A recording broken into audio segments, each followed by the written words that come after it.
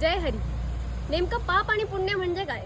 तर 3 प्रकारच्या पाप पुण्याच्या परिभाषा आपल्या सर्वांना अवगत होऊ शकतात. पहिलं, लौकिकाच्या धर्माने निर्माण केलेली पाप पुण्याची परिभाषा. लौकिकाचा धर्म म्हणजे काय?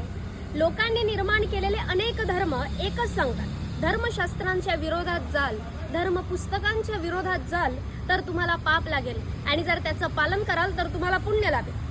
त्यानंतर दुसरं म्हणजे लोकांध विश्वासाने निर्माण झालेले पाप पुण्याची परिभाषा.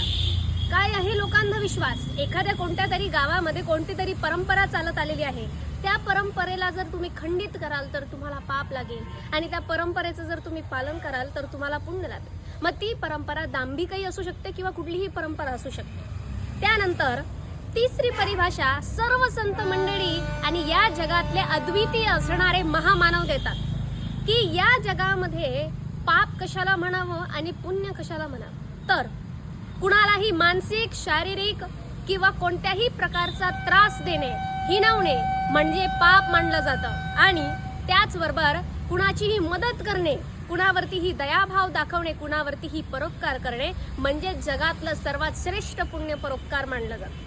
म्हणजेच पुण्य परोपकार पाप ते परपिळा आणिक नाही जोडा दुजायसी असं संत मंडळी सांगतात.